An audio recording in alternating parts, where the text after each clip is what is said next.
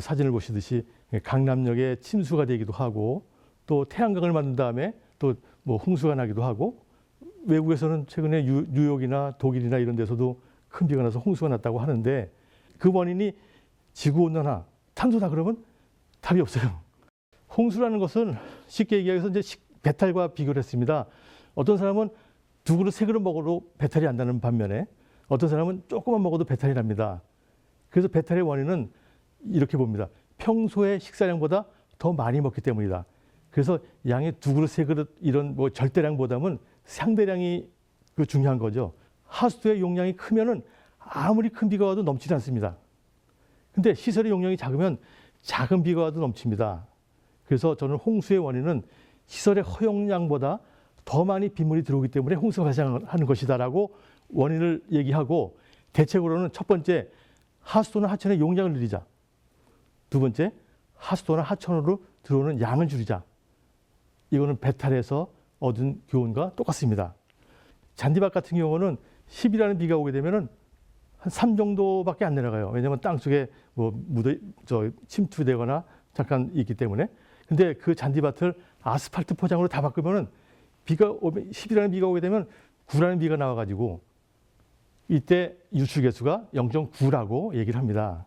그래서 할 수 있는 방법은 인위적인 요인인 C, 유출 개수를 줄이는지 아니면 추가로 유출된 빗물을 현장에 모아두는 것이 맞습니다. 여기는 건물이고요. 여기는 하수도입니다. 비가 많이 오게 되면은 하수도로 들어가는데 하수도의 용량이 부족하게 되면 넘치게 되죠. 이것을 저는 레인폴 디스차지 해가지고 RD 모델이라고 합니다. 모아둔 물을 잠깐만 처리하든지 아니면 전혀 처리하지 않아도 건물에서 비음용수, 예를 들어서 뭐 청소나 수세변소 같은 데 얼마든지 쓸 수가 있습니다.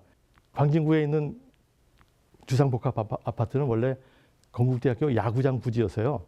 근데 여기는 원래 상습 침수구역이더라고요. 그래서 제가 보니까는 지하 3층까지 전부 다 주차장을 만들어 놓는데 키가 제일 작은 B동에 지하 4층을 한층 덮어서 그걸 빗물 저류조로 만들었습니다. 지하 4층의 바닥 면적이 1,500제곱미터고 높이가 2m에서 3,000톤의 빗물 저장 탱크를 만들 수가 있었습니다. 저는 여기에 칸막이를 둬가지고 1,000톤을 만들어가지고 처음 1,000톤은 홍수 방지용입니다. 보통 때는 그냥 쓰다가 태풍이 온다고 할 때 또는 큰 비가 온다고 할 때 하루 전에 미리 비워놓는 거예요. 그러면 이 1,000톤 비어있는 통으로 100ml까지의 빗물은 한 방울도 바깥으로 나가지 않고 다 모이게끔 해서 홍수를 방지할 수 있었고 또 지붕이나 정원에 떨어지는 빗물은 두 번째 통으로 보내줘가지고 침전 처리를 통해서 이 물을 이용해서 아주 조경용수를 쓰고 공공 화장실에 쓰기도 하고 청소용수에 쓰기도 했습니다.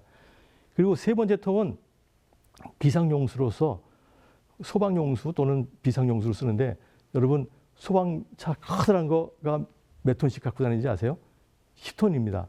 그러니까 이 아파트에는 소방차 100대분의 물을 항상 갖고 있어가지고 첫 번째 통은 홍수방지용, 두 번째 건 물절약용, 세 번째 건 비상용으로서 분산형 다목적인 빗물시설을 만들었습니다. 핫클립 재밌게 보셨나요? 대한민국 과학 전문 방송 YTN 사이언스의 유익한 콘텐츠를 더 보고 싶으시다면 여기를 누르시고요. 또 구독도 부탁드려요.